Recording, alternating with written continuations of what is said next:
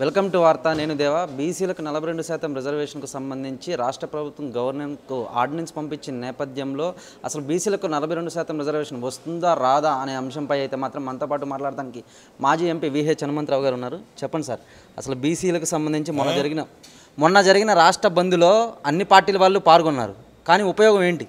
దాని ఉపయోగం ఎన్ని చెప్పినా అన్ని పార్టీలు ఏకమైనవి అనేది ఒక సందేశం పోయింది. ఈ సందేశం ఢిల్లీ దానికి పోవాలి.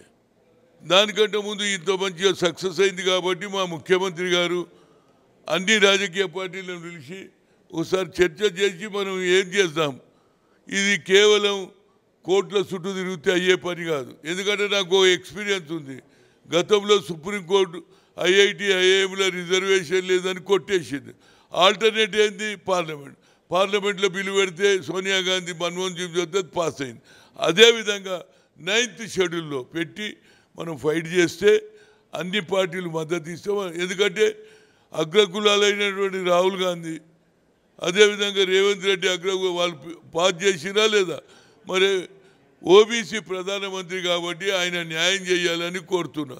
దీనికి ఇక్కడ రాష్ట్రంలో ఉన్న బీజేపీ నాయకులు కూడా మీటింగ్లకు వస్తున్నారు, అసెంబ్లీలో బిల్లు పాస్ చేస్తున్నారు. కానీ వాళ్ళు కూడా ఢిల్లీలో వాళ్ళ ఒత్తిడి, వాళ్ళ ఇంపార్టెంట్ రిప్రజెంటేషన్ చేస్తే అన్ని రాష్ట్రాల వాళ్ళు ఎంపీలు చెప్తే, ఎందుకంటే ప్రతి పార్లమెంట్ సెగ్మెంట్లో బీసీలు ఎక్కువ ఉన్నారు, ఎస్సీలు ఉన్నారు, ఎస్టీలు ఉన్నారు, మైనార్టీ ఉన్నారు. కనుక నా ఉద్దేశంలో వారందరూ కూడా మద్దతు ఇస్తారు అనేది. కానీ మనం అప్రోచ్ అయ్యా మాకు అన్యాయం జరుగుతుంది, అవసరం కూడా కాళ్ళు మొక్కుదాం.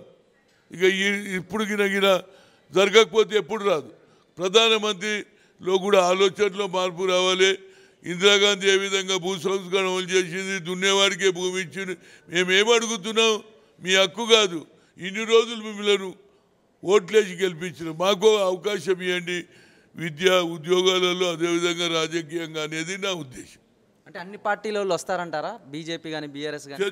తెలుసు, నేను అనేది వస్తారా లేదా నేను అందరినీ పిలుస్తున్నాం. రానప్పుడు జనానికి తెలిసిపోతుంది కదా ఎవరు రాలేదు, ఎవరు అపోజ్ చేస్తున్నారని. బయట చెప్తున్నారు మేము సపోర్ట్ చేస్తున్నాం, కానీ ప్రధానమంత్రి దగ్గరికి వచ్చి వాళ్ళే తీసుకుపోయి కల్పిస్తే బాగుంటుంది అనేది నా ఉద్దేశం. జూబ్లీహిల్స్ ఉప ఎన్నికలు ఎవరు గెలుస్తారు? నేను ఇంతవరకు పోలేదు, జూబ్లీహిల్స్ పోయి వచ్చినాక మాట్లాడతా. రైట్.